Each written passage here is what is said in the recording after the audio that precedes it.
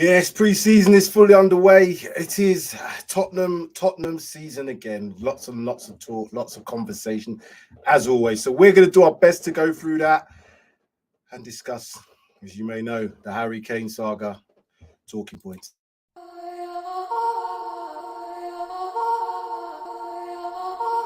It's just different.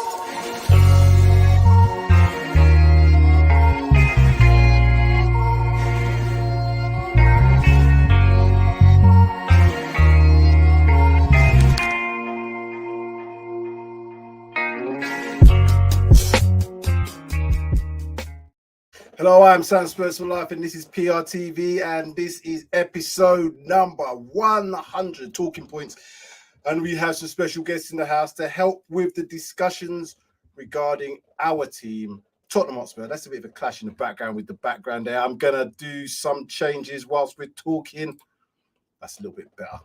And I'm now going to bring in the esteemed guests one by one. Firstly, the man himself, Sean Hell, and the lady of Paxton Road, PRTv, the one lady judge, Jodi. Welcome to the stream. How are we doing? Good, thank you. That good. We're all repping the hoodies today, so I'm feeling good about that. Yeah, I didn't want to put on a Tottenham top today because I started early on the season when hopes were high. Not to say hopes have been dismissed, but yeah, we're kind of in that Tottenham scenario. Sean, how are you doing? I'm fine. Good. Well, game one of our pre-season happened Tuesday. Entertaining game. I was definitely pleased by a lot of the stuff I saw, but the stuff that wasn't so good fills me with a little bit of worry, particularly as we've got 3 weeks left till the beginning of the season, and yeah, we haven't got any central defenders, no. But before we get into this completely, make sure you smash a like. We are now streaming on PRTv. Look for I'll put it into the description at some point. Streaming on both Paxton Road TV and PRTv, as we're going to transition over to PRTv very, very soon. No difference, same thing. All the rest of that good stuff, as you will see during the season. So we could carry on. And Jodi, you haven't been on for a little while, so let's start where I think we have to start. The Harry Kane saga. I'm not really not saying I'm not fussed, because I'm fussed, but I'm bored of the rumours, the talk, whatever else you want to call it. My biggest concern now is how it affects the team going forward, how it affects the manager, how it affects, morale, not knowing. Yeah, they may have had private discussions internally and everybody kind of knows what's happening, but from the reports that you get, you see and hearing Harry Kane saying, allegedly, he's not signing another contract this summer. Not to say he's not going to sign a contract for Spurs in the future, but certainly not this summer, leaving his options open, which I wouldn't blame him for. How do you think it's affecting everybody at Spurs currently, Judge? Yeah, not good, I don't think. When Ange was first asked about the question, he said he wasn't going to let it faze him, but the more and more times you get asked the question, the more interviews that come up, the more people that ask the question to him. It's every single day, every single second of every single day is getting asked the question. And then it's just, it's clear to me that Harry doesn't want to be here. He's made his position pretty clear over the last couple of years, I think, about sort of what he wants. He wants to move, he wants to win. I think definitely in terms of the morale for the squad, like, people can just ask questions about what he's doing. Like, yeah, it's not going to be good, to be honest. We're trying to rebuild this team. We're trying to rebuild this squad. And I think the rumor mill is just flying around. And yeah, it can't be good for anyone, really. It's toxic, I think. It really is. I've had a little bit of problem with my camera. That's why I'm trying to set it up whilst I'm talking. But it's getting better. Sean, we've had loads of discussions. Harry Kane, I don't want to see him go. But we're now in this situation where, I think he's in the box seat personally. If I was him, and I'll talk openly about it, I wouldn't say anything. I wouldn't sign anything.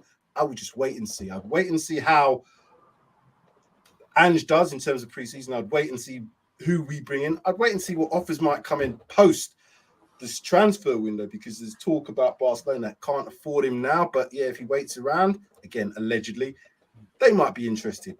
all the big teams in the world, every single club, if Harry Kane was available on free at the age of 30, would be at a queue to snap him up. Now, obviously, that means Premier League teams are going to be involved. But if he wants to sign abroad, he can sign pre-contracts from January. Do you think that Ange is building his team around Kane currently? Because what he says in his interviews is like he has to deal with the now, and that's correct. You know, Harry Kane's there now, but that's a big void of 30 goals if it's dropped off to someone like Richarlison, who's got one Premier League goal. How do you think this is all going down within the club itself? I to be fair, I don't think it's bothering the club per se. I think it's starting to annoy Ange though. The reports today, the quotes today, say that he's a bit sick and tired of the same question. And you know that's the problem. You're going to put him in front of the media, and the media have been trying to sell Harry Kane for 3 years. You know, and he's going to get asked the same question. He can only do his great uncle act for a certain while before he starts to get annoyed. And I mean, I don't know. As you say, I don't think Kane's going to say anything. But the club needs to make it. You know, this is where Levy has to make the position clear. He needs to make the position clear. You know, if we get 105 million, or he goes if we get a 3-figure sum, or he's staying, and you know we'll gamble, which it is. We'll gamble that he's convinced by the football that we play this season. I don't know. I don't want to sell Harry Kane. I would rather he stays for the season. But Kane, as you say, is not going to say anything. Doesn't need to say anything. Exactly. He doesn't need to say anything. It's up to the club now.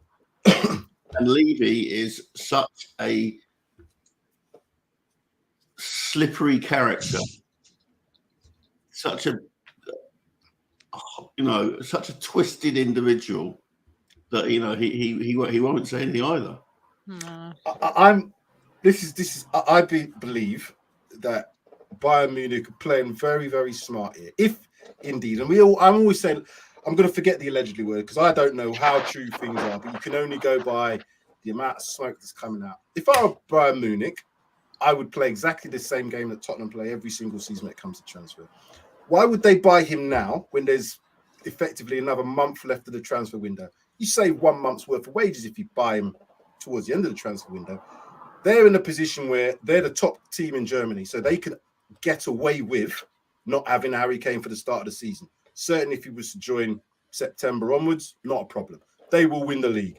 They will 100% win the league if Harry Kane's there, and it's more than likely they have a very good shot at winning the Champions League. So that's one thing. The other thing is, I don't believe 100 million is going to be the figure that's going to make that difference. It possibly could be that that's what they're holding out for in terms of Spurs, but what if they offer 90 million a day before the end of the transfer window? What's that going to do to the club itself? Because that's destabilizing everything. Harry Kane will think, well, come on now, they've offered 90 million. You're not going to get 100 million from me now. This is the sort of conversation that might happen. It's going to be a little bit of key and spanner in the works. Danny Lee's going to make a massive decision. If he's already said, I'm not selling because it's not the 105 million, the crowd are going to be on him, because now it's likely that Harry Kane's going to, all right, like he said, I'm not signing this summertime. I'll wait till the end of the season. Massive gamble. If we get top 4, top 5, because top 5 is now Champions League, brilliant. If we're outside of that, it's going to be an absolute disaster, PR disaster. I really don't know what would happen, because if I was Harry Kane and we didn't make Champions League, I would just say, see you later, thanks for the memories. And that's being honest. Yeah. We have to be honest in this situation. Harry Kane is in a great position. We are not as Tottenham. Daniel Levy's not in a great position no matter what he says. That's why all this stance about, I'm not going to sell it unless it's 100 million or 120, that's bullshit. Because if 90 million comes on the table, even 85 million, that's a lot of money to turn down to make a massive gamble for next season. Jodi, what do you think this magic figure is going to be before we start moving on to other stuff? Do you think the Bayern Munich are playing a bit of a game, or do you think that Daniel Levy's going to say, We got a date to set. If you don't make a bid by then, he's not going anywhere. I don't know with Levy. The number is. I mean, it's clear that all these other players are getting sold for so much more that are worth so much less than Kane as well. So like if Levy's obviously not wanting to let his prized possession go, but it's at the same point, what do you do if he walks for free next season? It's just, I would hate to be Daniel Levy right now personally, because it's such a massive decision to make. And what do you do? I don't know. 90? Do you think he'd go for 90? I don't know, honestly. I don't think he'd let him go for 90, personally. I think he's holding on. Yeah. If you're Daniel, why would you let him go for 90 million? Yeah. He's more important. He's more important to Tottenham Hotspur than Declan Rice was to West Ham, and they got 105. Well, that's exactly it. So, but 90 million. They're asking 100 million for Castillo. Brighton are. Okay, we can forget about all the other things. We can't forget about him. Harry Kane's in the last year of his contract. He's either going to go for. So was Declan Rice. He wasn't. He had 2 years left. Declan Rice. He had an option. There was an option. Okay, fair enough. But I understand it was 2 years, so that made a big difference. Harry Kane, yes, strikers are very, very valuable, but why would you? As Bayern Munich, I'm just thinking of Bayern Munich. I can think if it was Manchester United, I could understand that. But Bayern Munich don't need to buy him now in order to win the league. Yes, for the Champions League. But Tottenham do this all the time. We lowball people. We don't go in for the highest bid when people say this is what we want. We couldn't see that prime example with David Raya this season. The asking price was 40 million. We didn't pay it. We got somebody else for 20. My point is, there is no reason why Harry Kane has to move this season, and there's no reason why he has to sign a contract this season. But there's no reason why Bayern Munich have to pay 100 million either. They don't have to. But I just think they're going to play a very smart game. Last week of the transfer window, all this, again, this is all my theories here. Last couple of days, we're talking about 85, 90 million here. What do you think the press is going to do? They're going to wrap this up. Oh, Daniel Levy, he's going to take a gamble. He's not going to go for 100. It's only 90, it's only 10 million difference. This is what he does. That's my opinion. I'm not saying it's right. But talk about it. Tell me if you don't believe that selling them for 85, 90 million is worth it, then yeah, that's fine. What's the magic Munich number? 100 million. Real Madrid. Bayern Munich are not. They're a very big team in Europe, but they're not Real Madrid. They've never spent over 100 million on a player. They've never spent anywhere near it. But they are they've got a weakened hand because they know other clubs are coming down the chute in January. So they need to spend, if they want him now, and I'm sure that breakfast meeting that Levy has had with the CEO of Bayern, he said, this is what we want. If you want him, this is what we want. I'm not worried about it. I'm not getting worried about it. I'm just annoyed for Ange that he's having to answer that same boring question. And then a series of questions. Situation. Every single transfer window, it's the same situation with Harry. I'm extremely concerned. The reason I'm concerned is not because of Harry Kane stays or goes. It's what it does. It's what it does to the whole setup. Ange he's look like a fantastic man anyway. In general, you can see his principles, all the values. He knew he was going to get a lot of grief coming into this cup. He knew he was going to have to be under the spotlight. He was under the spotlight at Celtic, so I don't think he's bothered about that. But when in his first kind of like pre-season tour press conference, the first 3 or 4 questions is all about Harry Kane. It's gonna get bloody tedious. If he doesn't go at the end of the window, it's going to be even more tedious because it's going to go to January. Is he going to go between now and January? Exactly. Every single week is going to be in the papers. It might die for a little bit, but it's going to be constant. Harry Kane is England's captain. He's the #1 goal scorer for England. He's the top goal scorer for Spurs. He's on his way to beating essentially Alan Shearer's record that I didn't think was going to get beaten. He is all over the place. And if you don't think that that's going to destabilize us as a club, well, hold on a second.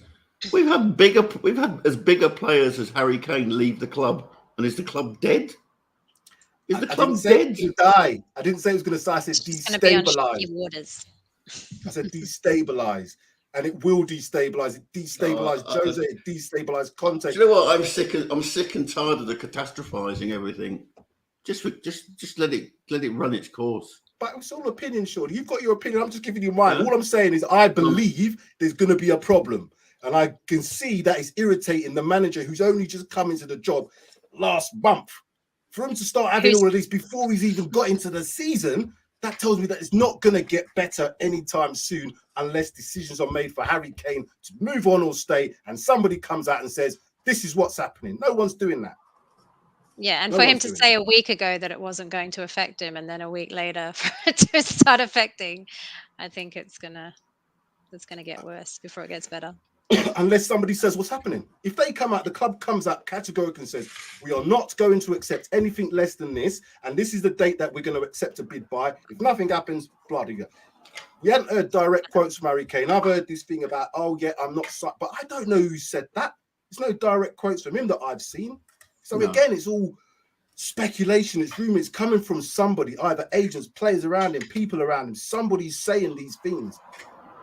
That's the problem for me, the destabilization of what our new manager should not be focused on Harry Kane, whether he stays or goes. He's got to be focusing on the team. And whatever he says, that's not happening 100%. It can't be. It can't be. It's Levy's own fault. I do feel sorry for him. I do not feel sorry for him. Nobody really feels sorry for him. It's not something to be sorry about. Business is business. It didn't work out. You explained to me after failing to get a move 2 years ago, then Kane immediately puts into a program, said, design a home in Chelsea. If his heart has been that, wanting out of Spurs, it doesn't make sense. What's your thoughts on Chelsea? That? I think you're talking about his house that he's building close to Wentworth. Yeah, it's closer to Wentworth than it is to Cobham. Yeah, that's nothing to do with anything. That's just garbage. That's his retirement home. Yeah. No, I mean, look, you just seen the video of him doing 9 holes with Madison in Perth. Golf is his thing. Yeah, that's how he unwinds. So Wentworth, the fees of which he can easily afford, top course in the south of England. All right, before we move on to the defensive issues and the game itself on Tuesday, last question and about this. Jodi, I'll ask you first. Will Harry Kane be a player come the first game of the season for Spurs? And will he be a Spurs player come the end of the transfer window? Double question.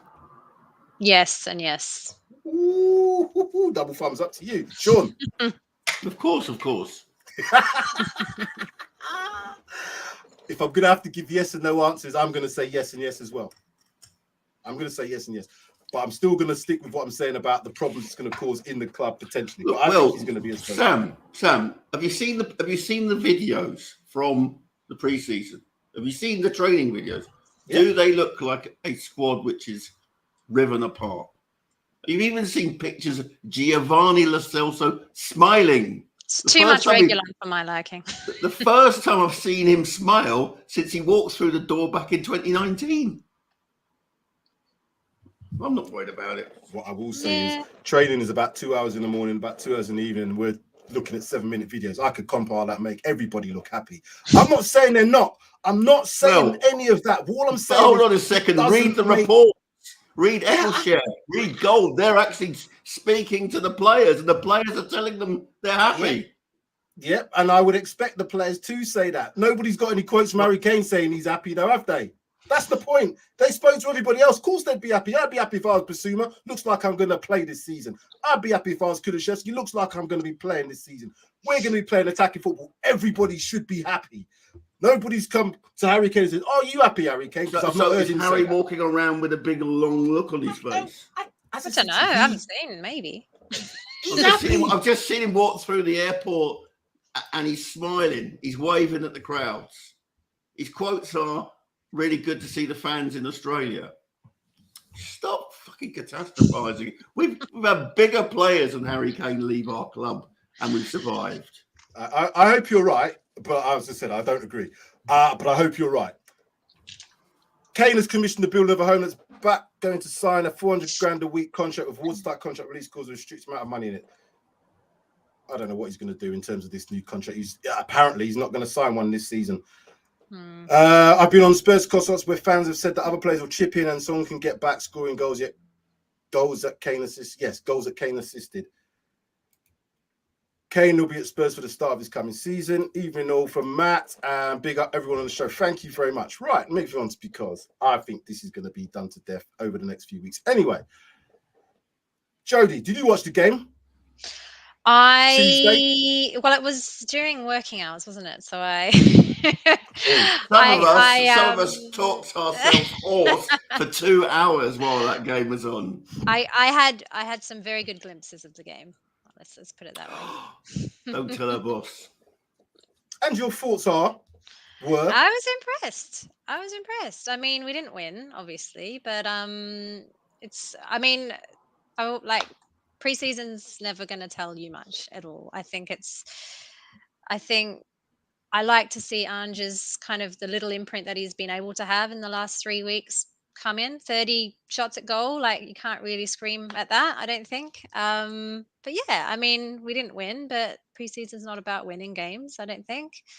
Yeah, I mean, definitely there's the big hole or the big elephant in the room around the defense that I'm sure we'll get onto in a little bit. But yeah, from what I could see, I was happy with what I saw so far. So sure, you did the watch along, you saw the whole game, and your thoughts on the game, like a report, what would you say? How did you feel about seeing the Spurs players turn out 30 chances on goal, blah, blah, blah? Well, it was the most entertaining football I've seen in about 3 years. Look at the statistics, the passing, the possession, the shots on target, number of saves that Fabianski had to make. Honestly, it was the happiest I've been in a defeat in a long, long time. Yeah. And yes, there were deficiencies, and we know where those deficiencies are, and it's annoying that they've not been addressed. It's almost as if Levy and Cullen have just erased last season and forgotten what our defence was like. But remember, some of those players had only been back for 2 sessions. Sonny, for example. Skip had just finished a shift with England under 21s. Supposed to take 12 days off. No, he went on the tour. We've got players like all the internationals that had 3 days. 3 days to absorb what Ange was doing, and some players emerged from behind for me, a very black cloud. Lo Celso was absolutely incredible in that second half. Scored a really well taken goal. Yeah. I mean, what more could you? Yes, we could have done with winning the game, but and what I did like about Ange when he was interviewed by Milesy on the media, he said results always matter. Yeah. So that's good. Yeah, exactly. That's good. Results always matter. That's what you want to hear. Matter. So what I saw was he wasn't happy. He was happy with there was some things done. But when the people are saying...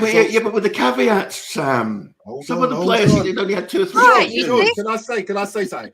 You're not going to agree with what I say, so that's fine. I'm not asking you to. I'm giving you my opinion. It's almost like I've not spoken there. But I'm just saying, I let you speak. I didn't say nothing, and I'm going to speak. That's all I'm saying. What I'm saying is I'm 100% agreeing with what he said. He's not happy losing. I wasn't happy losing. There was some really good things.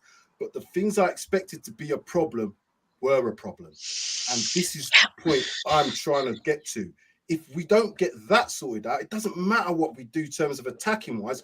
We're going to have much bigger, better teams than West Ham's second 11. It wasn't all of their players in there, minus Declan Rice playing against us. And yes, they played very defensively. They had 4 attempts and they scored 3 goals. That's a problem. We had 30 attempts and scored 2. That's a problem. I don't care what anybody says, pre-season or not. These players are not going off on holiday for 6 weeks and not doing anything and coming back a stone and a half overweight. They're professionals. They know how to keep themselves in shape. Yes, Sonny and all the rest of them weren't quite having done a whole load of sessions. I'm not bothered about that. You're right in what you said. There's a lot more enjoyment about watching the game. But let's get it right. It's West Ham, and West Ham weren't at their strongest either. And they didn't really do that much in the game, but yet they still beat us 3-2. And we still got the same deficiencies there that we had at the end of last season, that we've had for the last 3 years, and have not been sorted out. West Ham's third game, by the way. West Ham's third game. So Our friendly. first game. Yeah. So they will be sharper in front of goal. They will be. They beat Perth Glory 6-2 on the Thursday. So let me put it this way then. Had we won the game 7-2 because we scored 5 of the goals from the 30 attempts, none of this conversation would be happening now. So we would have said, oh yeah, it doesn't matter about West Ham having played 3 games. We can't have it both ways. I'm looking at it objectively from the point of view, yes, we had a lot of shots. Yes, we had 70% possession, but we lost the game 3-2. They had 20-odd% possession, 4 shots and scored 3 goals. That doesn't bode well for the future if we don't get the centre-back sorted out, regardless of what we do up front, because West Ham isn't the standard of team that we should be looking to beat all the time. We're looking to try and get to the levels of Liverpool, Chelsea's, Arsenal's, Man United, Manchester City's, even Aston Villa's and Brighton, the teams that are above us. West Ham finished 16th. Yes, they won the Europa Conference, but they finished 16th or 17th down the league. Now they've lost their best player. Just context for me. I want to see improvements come Sunday when they play Leicester. If I see that, that's great. If I see defensive solidity more so than what I saw when Sanchez looked like Maldini 1 minute, and then, as I said before, he looked like Maguire the next minute. That's not being coached. He can't be coached. So Ange, no, that's a lie. He can be coached. He's just not talented enough to get to the level that I think Ange needs. What's happening with the centre-backs? I'll ask you firstly, Jodi. We've been linked with a whole host of centre-backs. Nobody's come through the door as yet. Are you hopeful that in the next 3 weeks, at least before the start of the season or even before the end of the window, we're going to get 1, 2? What's happening with the defence? Look, it's no secret that I've not been impressed with the centre-back situation for how long now? I think how many years have we been calling out to try and fix this situation? It's a joke. I think even in January when the stories were coming out that they weren't going to replace the centre-backs in the January window, but they were calling out saying there were going to be 2 centre-backs in the summer. I think I even put it in our group chat and I said, like, Longlay's going to be one of those 2, isn't he? As a bit of a joke, but I think it's looking like that potentially might actually come true. And if that's the situation, I'm going to be not happy at all. Look, I think we'll get someone in. I don't think they're going to, I mean, we all know the situation is absolutely shocking in that situation. So we need to get someone in, and I'm sure we'll get at least one in. I'm hopeful. I'm trying to be hopeful that we'll get 2, and I would absolutely love it if it's the 2 that we want, but I don't know at this point. It's probably going to be 1.5, I think, in terms of what we're going to get in terms of centre backs. But I do think we'll get them in. We can't go through another transfer window without getting a centre back in the door, addressing that situation and addressing that position. Like, yeah. I'm hopeful, but who would you want of the rumours or have you got anybody else that you would consider to be centre back priority in terms of player? I mean, Tap's over for me. Out of the ones that we've been linked with, if we can get Van der Ven as well, definitely get them both on board. But yeah, those 2, I think, for me. But I don't know. Sure. We've got 3 weeks, so 3 weeks time. Are we seeing Romero line up with another, or are we going to have 2, possibly 1, possibly more than that in terms of centre backs? And who would you want? Who knows? We're not. What we have to accept is that we are a diminished product this year. Last summer we had the opportunity to offer Champions League, and we didn't get players in. This summer we've not got Europe. We're at the start of a rebuild. So the idea of a Guardiola or a Bastoni, that's not happening. Those are not happening.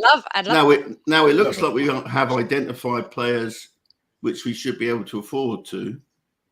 Tapsoba and Van der Ven. But, you know, transfers are notoriously difficult to get over the line. You know, clubs change their mind. Tapsoba's playing for by Leverkusen tonight, so it's not going to be easy. I do feel that there'll be some departures, but I'm not sure that who we want. I'd like to have a go at that guy Bremer from Juventus if we had the choice, but I don't know. I really don't know. I think we need outgoings as well, like you say, Sean. We need people out. That's the biggest thing. That's what I think's holding up a lot of the issues currently, in my opinion, because we've got players and we've hardly got anybody out. This again, going by rumours I'm seeing, Davison Sanchez cost us 42 million. Supposedly there's a deal somewhere for 7 million, whether that's to Shakhtar, I don't know, some club.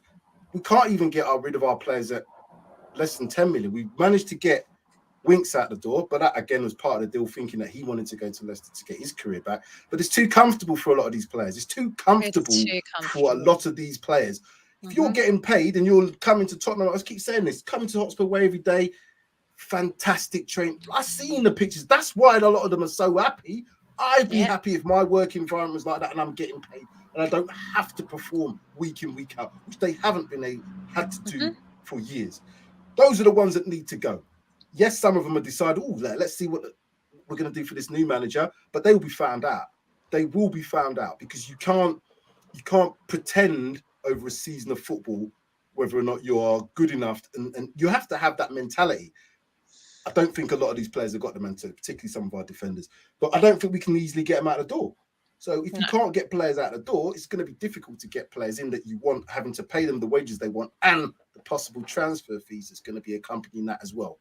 Tapsoba is going to come from Leverkusen. He's wanted a lot. He's 24 years of age. He's high on the agenda for a lot of teams, potentially. Van der Ven, 22, 23. Again, coming from, is it Wolfsburg he's coming from?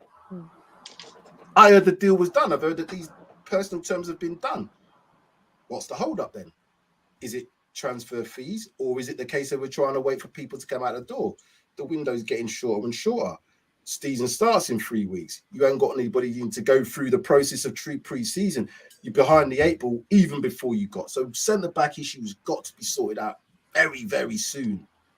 Very soon. But I just don't think we can get enough of these players out the door. I want to see Davinson Sanchez gone. I want to see Yaphet Tanganga gone. Yeah. Eric Dyer, he's never going to go. He's not going anywhere. He's staying for life. But there are reasons why I think, and Sean touched on some of them before, there was some of the stuff, that the man management stuff and the actual personability that he had with Dele Alli's situation. Maybe he's a person in the club that, you know, everybody kind of looks up to, and we need that sort of person around. The same like Ben Davies, you need those professionals around, but you have to also have a place for them in that squad. I don't believe Ben Davies and Eric Dyer should be starters for us next season, but I don't know who's coming in. I have no idea. Nope, not at all. Long Lane, Nelson and Long. Who's Nelson? That's the guy from Is that the Galatasaray.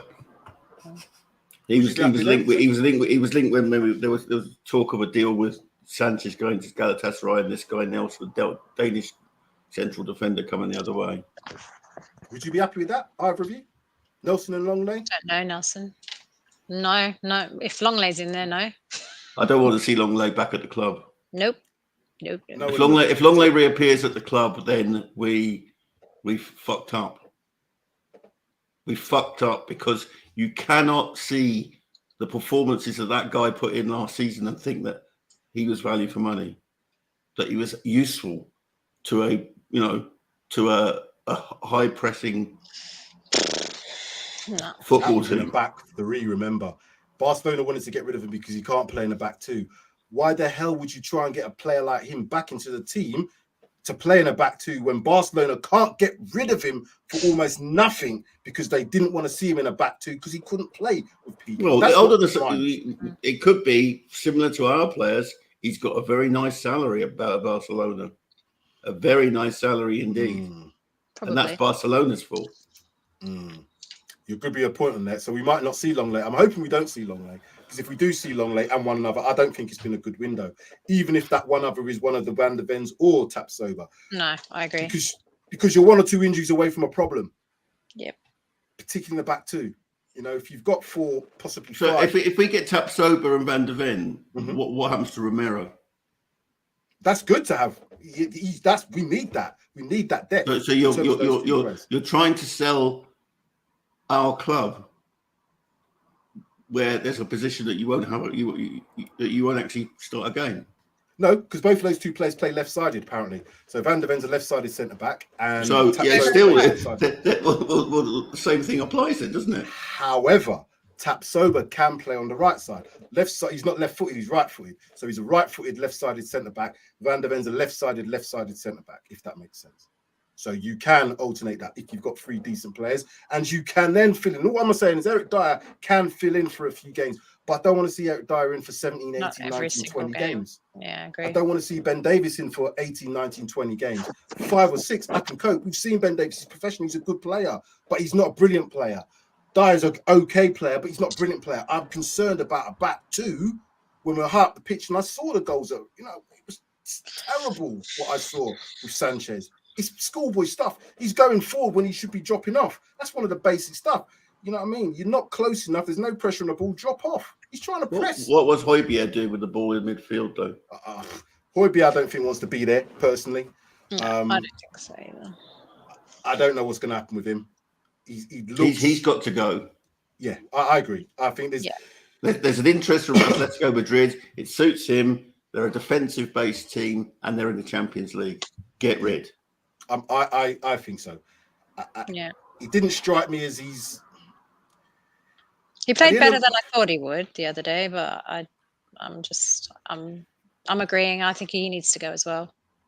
What I saw at the end of last season, I watched a few games at Spurs as well, and then I didn't towards back in. But when I watched them, what I saw from Højbjerg is what I saw from Musa Sissoko towards the end of his Tottenham career. He's directing traffic. He's pointing over there, and he weren't doing his job. That's what Højbjerg looked like he was to me. He's doing all this, very good, very vocal, but not doing his job. Do your job. You know what I mean? Do your job first, and then you can start picking out people, but you weren't doing that.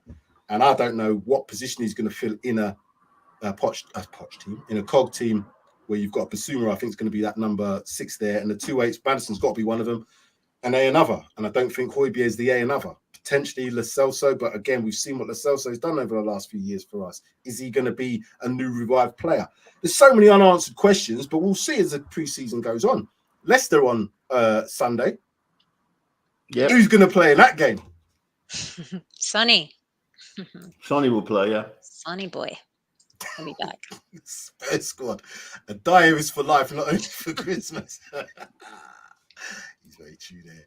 I had 26-year career, obviously at a low level, but I stayed at 11 stone 10 throughout that career, and I paid to play, not paid a fortune to play. Don't let the door hit you on your ass on the way out. Dave's people keep saying Longley played over 100 games of Barca. Barca don't get rid of top players, in my opinion. He is crap. Yeah. Terry, big up David. Who is this? Sorry. Defense still a work in progress. Do you think that defense can be improved? Probably that's an obvious question. It can be improved, or focus can be improved. Do you think that defense can be good enough to get us, if we didn't get anybody else, Jodi first, to get us a top 6 place next or this season? Our current defense. Anybody else? Our current defense. Yes.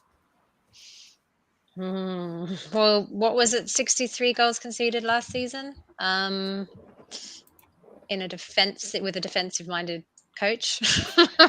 In a back five. In a back five. True. I don't think so. Personally, I think we need to upgrade. We need to sort it out. No, I'm going to say no.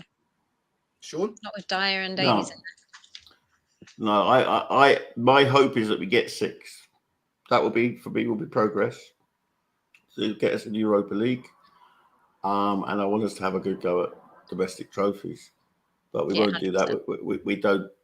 We won't do that with the current defence that we've got. Nope.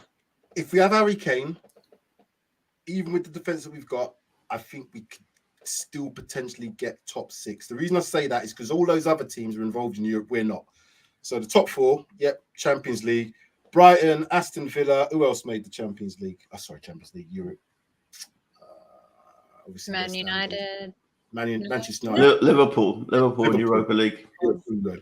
I expect those teams to have some form of, not necessarily a down season, but it's going to be more challenging. Certainly for the likes of Brighton, certainly for the likes of Aston Villa. Liverpool, they're geared up for that sort of thing anyway, because they play in Europe every single year most of the time. And the other 4 that we've mentioned, the Man City's, Arsenal's, Tottenham. We're not in there. Newcastle. Man United. And who else? Newcastle.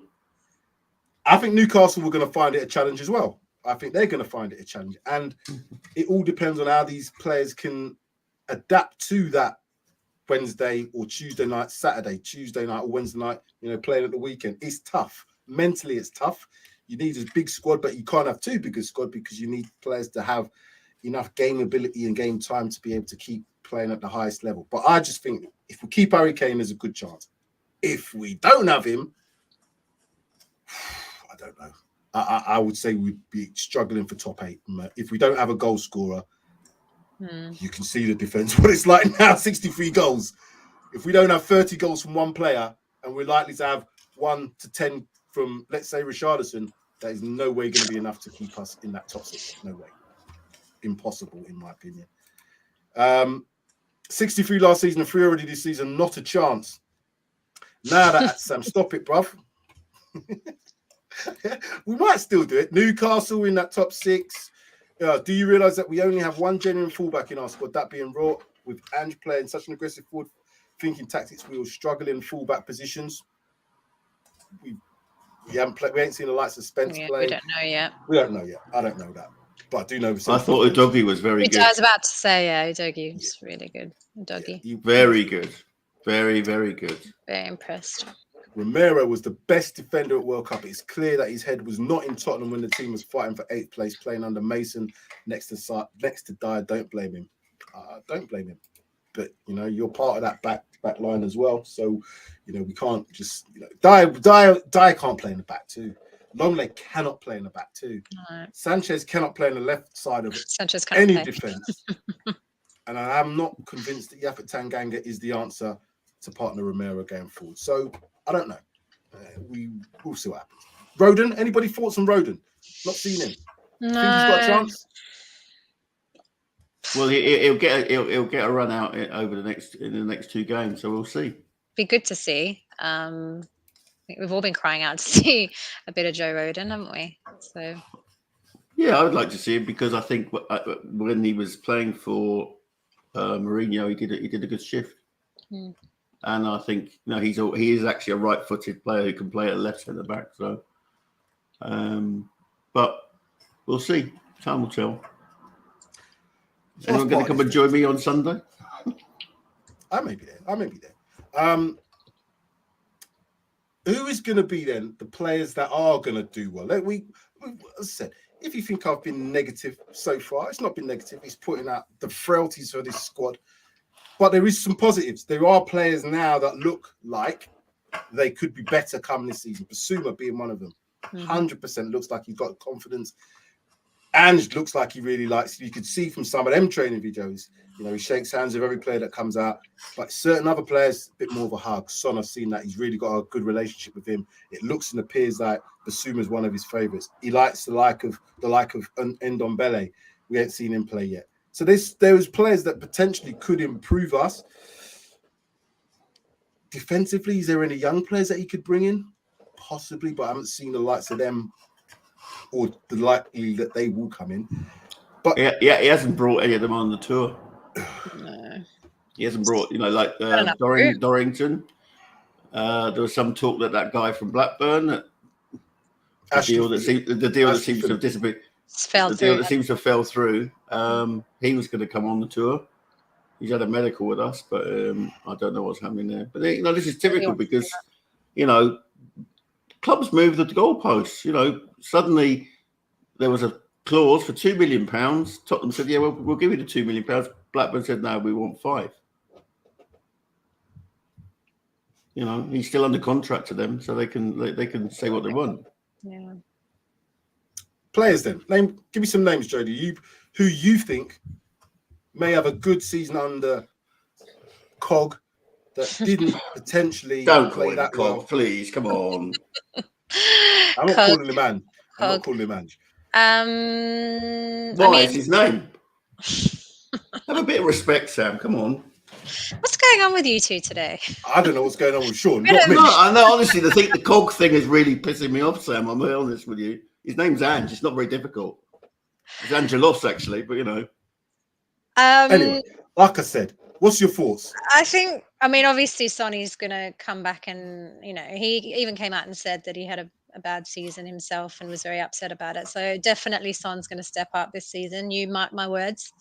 I think you've said Basuma, definitely. Udogi. Udogi, yep. Sa, I think, definitely. I'd love to see Kudo get back up there and thrive a little bit more this season, or thrive at all this season, I think. Perisic played well the other day, so depending on what happens with him, I don't know if he'll be sticking around, but who else? Alfie Devine. Yeah, why not? I thought Devine was excellent in the second half. Divine? Yeah. I think he might head off on loan in January, but I would hope he would get some chances in the opening parts of the season. Yeah. But yeah, I think definitely I'm with you on that one, Sam, in terms of the Basuma thing and that sort of relationship that seems to be building with him and Ange. I think he'll definitely thrive so much better. What's his name? Ange. It's not Ange.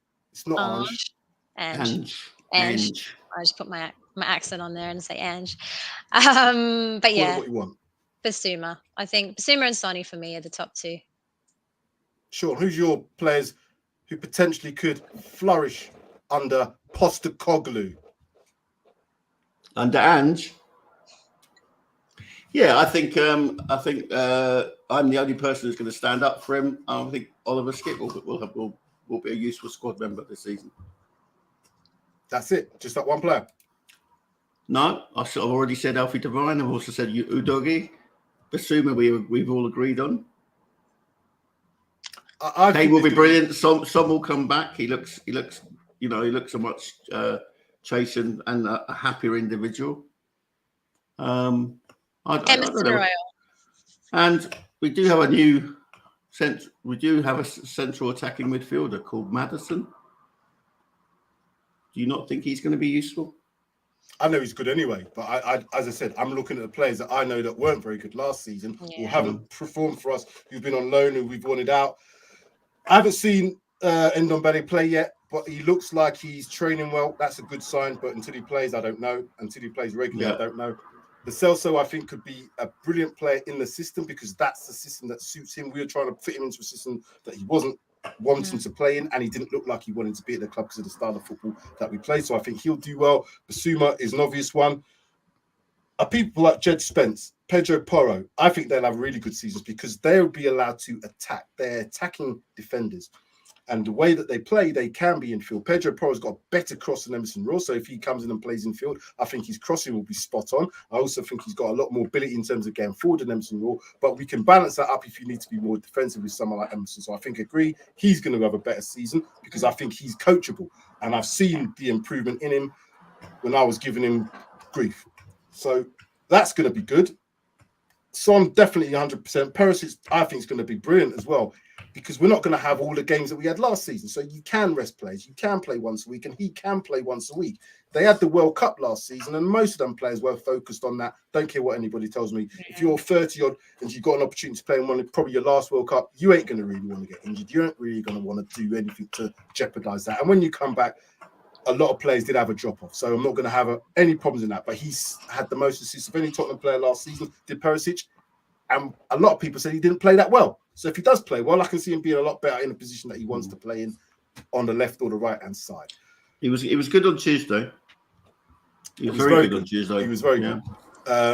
The new players, as we mentioned, the doggy looks like he's a unit, 6 foot plus. We're going to need some height in that defense, so he's going to be an asset on that left-hand side. I also think Maddison, Solomon, knowing what he's doing, is going to be brilliant if we can find that space and we can find him with those passes. What we didn't have last season was players that are willing to get into them spaces to receive the ball on a half turn and to play the ball forward. We play the ball sideways too much. From a coaching perspective, you can't be an attacking team and score goals if you're not going to play the ball forward. It doesn't work. So there's going to be a lot of improvements we've seen already. Hopefully, some of them players that might have been on the outside will be brought back in the fold. But I just don't think all of them can be. He said himself he can't carry 36 players. That squad's going to have to be reduced somewhat. Yep. And that's Ideally, we would have a pot-style squad of 25. So that's a lot of people to go. Yeah. There's 31 actually We don't have enough currently on the tour. for such a bit. We don't have enough. We haven't got enough games to play to have such a massive squad. So. We're overstocked at right back as well. We've got 3 potentials. Spence will go back out on loan though. Potentially, I said there is an argument that some of these players can play slightly different positions. They've already seen that Porro could play higher up pitch. He could play one of the front 3 on that right hand side. If you're looking for someone to hug a touchline, and you're not, he's not the best defender in the world. He could actually do a very good job because his crossing ability is what you're looking for. From those positions, you're looking for people that are going to create something. Manuel Solomon, bless him. I think he's going to do well at Spurs, but again, his numbers don't stack up what he's been doing at Fulham and what he's been doing at Shakhtar. So I don't know how he's going to do. Again, I've looked and seen Lucas Moura, had great hopes, very direct, but he didn't do that much. Didn't have much in the final third. That's what you need. Yeah, you have to have something in the final third. I think physicality is going to be an issue with Manuel Solomon. He's only 5'6". He's only 5'6". He's tiny. His calves are big, though. Let's give him that. His calves are wham. I see. Yeah, but I saw him being muscled off by West Ham's third right back. I mean, I honestly, people were going overboard about Solomon on Tuesday, and I wasn't overly impressed. No. We'll see. It was only 45 minutes, so we don't know. But I think physicality, 5'6", it's imposing yourself in a against 6'3" defenders. Tough. Well, we had Aaron Lennon. He did all right. So it's possible. Like I said, this Jermaine Defoe did all right. There's players but Aaron Lennon had pace to burn, didn't he? Supposedly, this guy has as well, but I don't know. I haven't seen him play enough. I don't know if he's got that sort of pace, but he's certainly lively. When I saw his Brazil scout thing, he was getting past players. He was certainly doing the Lucas Moura thing. Bless the legs, but he had a great shot though that was saved by the keeper in that first half. I remember seeing that. That's true. Yeah. And off that right foot, he was lively. He's lively. As I said, lively's good, but lively's got to have an end product if you're going to be in a team that we need for him to count. Lucas Moura has gone for a reason. If he had an end product, that last goal that he scored for us on the right final, that was a brilliant goal. But that's typical Lucas Moura. No, head down, running through. Scored a goal. Most of the time, head down, running through, ball's gone. I was screaming for him to pass it to Kane. Yeah, there you go. So we all think that, there's a problem. I think Solomon will be okay, says David Briscoe. Thanks, Dave. And WTF. What are you staying up for, Dave? What's the problem? That seems to be the issue. They're going to be playing against Leicester. So, Mr. Clark, you've got problems come the weekend if we lose to them lot. Mr. K, hi, everyone. Smash a like. Thank you very much. So, don't forget, we're on PRTv as well, streaming to this channel as well as Paxton Road TV. All the details I'll get in the description at some point. It's not in at the moment. Last comment here. Solomon still made an impression. He did. He did make it. I agree. Papissar, I forgot. Did I mention him? I think he'll do well as well. Yeah. He's young. But I don't. A lot of interest in France and him, though. And I think that it'd be a mistake to even send him out on loan. I think me too. I mean, the guy was chronically underplayed after his performance in Milan last year. And he played well in that friendly, that second half. I think he did really well. He received the ball on the thing is with him, he's receiving the ball in the right way. Again, if you look back at some of his clips of what he was doing previously, he does the right things. receives the ball in areas of the pitch. He's trying to find space, but he's not receiving it with his back to goal. Højbjerg is not a player who's enough forward thinking. You've got to have forward thinking players in a Ange team. So, physicality has no bearing when playing on the wing. If you have ability, you can outdo a physical defender. True, but if you get clattered, it's what you think then. Because I remember them days when like Dennis Irwin used to clatter you early doors. You know, and you might get a few of that in the Prem again. I don't know. He played for Fulham, so he's used to it. We shall see. Guys who are watching, if you're still with us, make sure you smash that like button. Again, look out for PRTv as well as Paxton Road TV. It's all coming to you now, live, all the rest of it. More shows to come, Judge Jodi. Do you want to tell anybody about anything that's coming up after the disastrous last season when there was depression all around in them bloody Judge Jodis? I'm sure there was minus somewhere.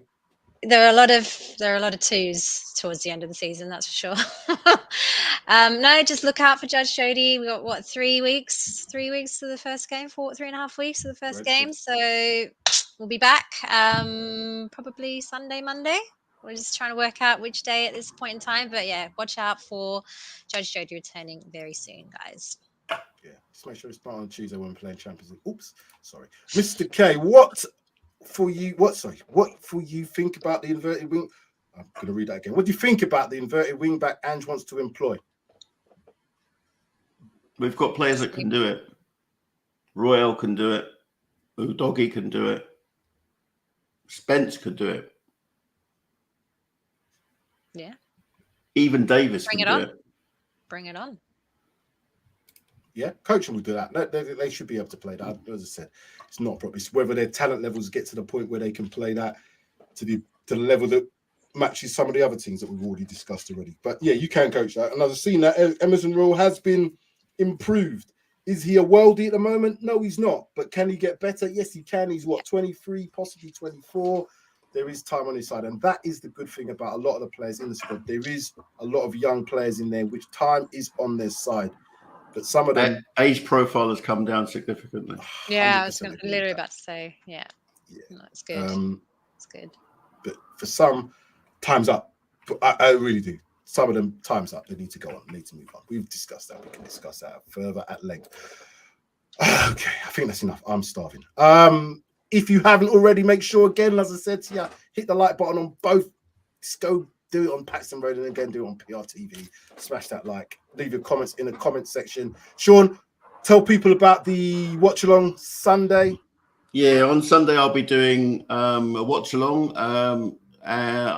I did a wee experiment with the game against West Ham, and I invited an audience to come and join me. And a guy called Colin, a bushman from somewhere in the middle of nowhere, Australia, came online and joined me, and we had a good old chat about how we became Spurs fans. And it was brilliant. It was probably the best part of the stream, mainly because I could save my voice. But I hope someone can come along and join me, even if it's for just 20 minutes or so, and let me know what you think. Sunday, there's no work. You won't have the boss looking over your shoulder, Jodi. And you can watch it for free at Leicester City. You don't need Spurs play.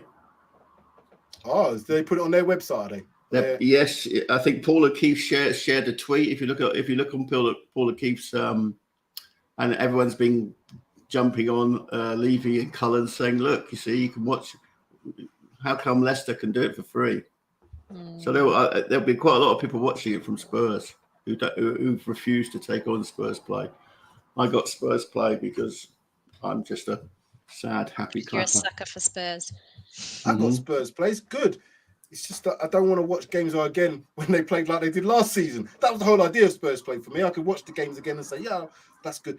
What I was doing last season was, oh, God, it's shite. It's so shite. Based on 90 minutes, I don't think we're going to be as bad as last season to watch. No chance. No, I agree. We may have some really up and down results, but I can't see it being boring. It's going to be entertaining football, certainly. Spurs squad, great show, Sam and Pete. Thank you very much. Thank you, Spurs squad. that is it. Take off that. Look down this to see where the music is to take us out.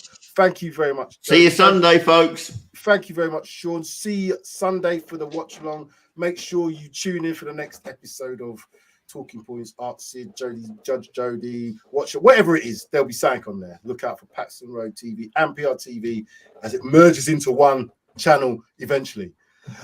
And breathe. Come on, you Spurs.